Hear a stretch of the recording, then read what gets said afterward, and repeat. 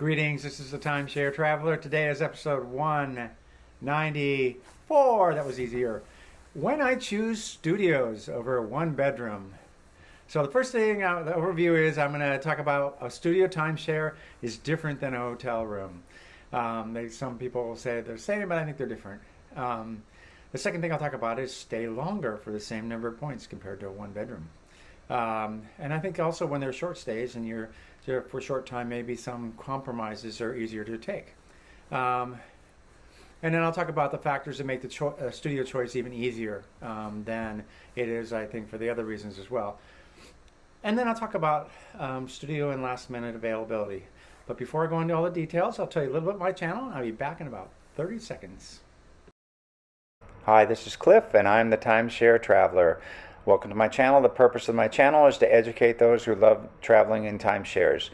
I've been an owner for 15 plus years at timeshare ownership. I have elite ownership with Marriott, Hilton, and Worldmark. I have published over 100 timeshare video reviews, and I've published over 95 timeshare tips. I can be found on Facebook at Timeshare Trav, at Twitter, Timeshare Trav, and on the web at www.timesharetraveler.com. Well, I'm back. Let's talk about why a studio timeshare is different than a hotel room. So typically, timeshares are typically at resorts and not hotels, which means they have nicer pools, typically. Again, not 100%. Better facilities like grills, fitness centers, hot tubs. Not every hotel has any of those, in fact. Typically also, timeshares are located in desirable locations near oceans or other destinations. They're usually located where there's a lot more touristy type things or beauty to be seen.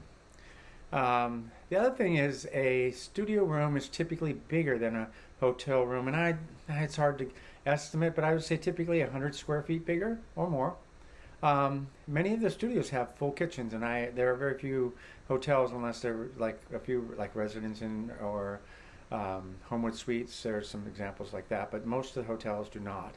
Or at least they're going to have full kitchens, or at least a stovetop dishwasher and a larger refrigerator. So they're meant to be. They come with a balcony often and an expanded bathroom, typically compared to a hotel room.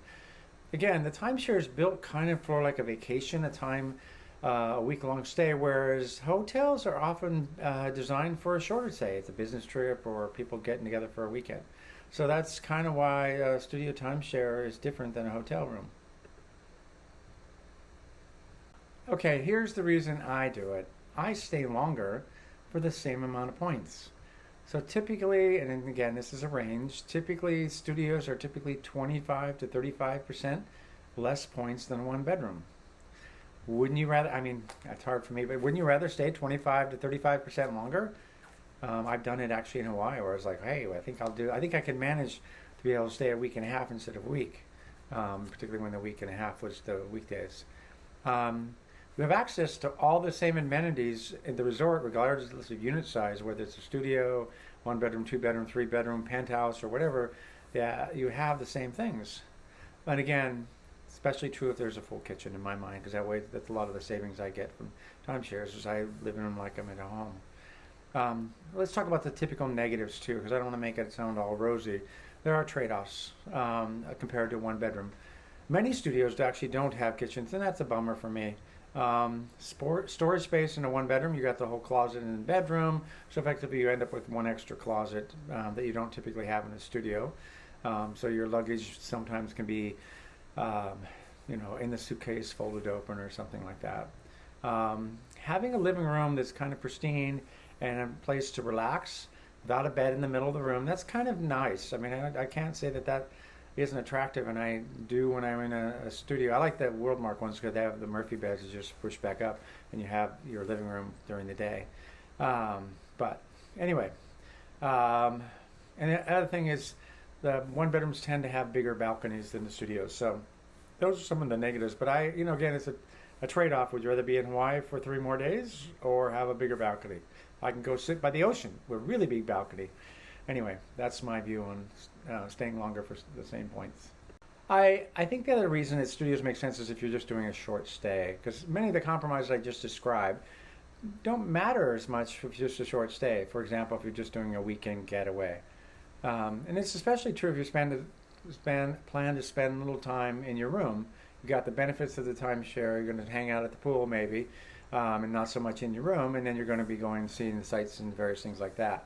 The other thing is I've noticed, and again maybe it's only because I'm looking, that there's great availability for studios with last minute stays and short stays compared to the one bedrooms. Just something I've noticed, maybe just because I'm looking.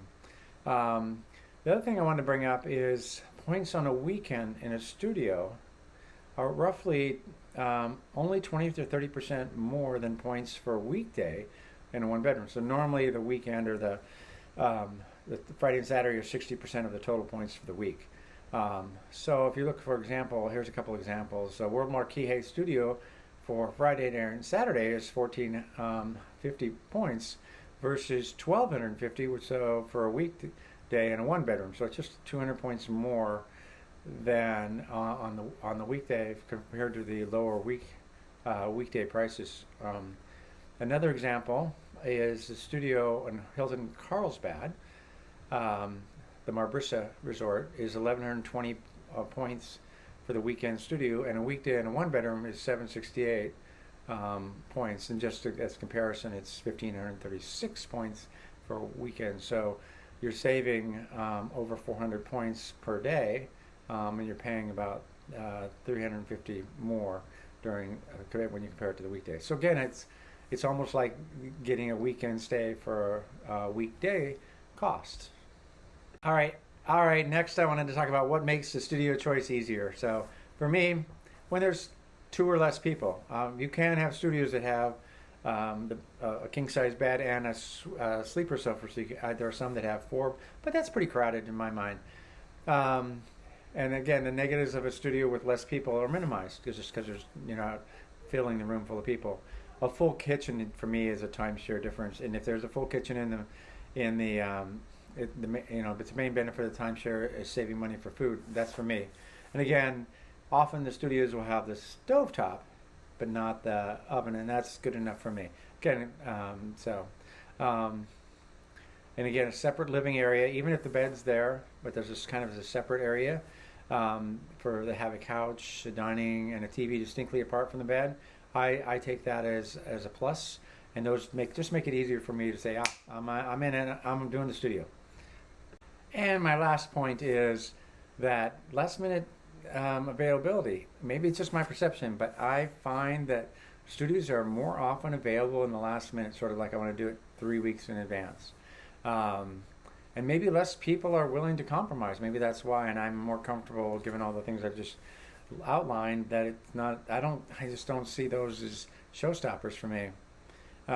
Maybe many people haven't considered the trade-off. Maybe this video will make my availability go away because people realize what a good deal it is. And again, I think my personality is I prefer to maximize the number of experiences over maximizing the luxury of any one experience. So that's kind of and if you're like me, this might make more sense. If you're not, that's okay too. And again, I feel lucky to be able to experience timeshare life in general, and that is enough for me. So the studio trade-offs, again, are so much, in my opinion, better than a hotel. Anyway, I hope you love this video. Don't forget to give it a like, and don't forget to subscribe. Have a great day.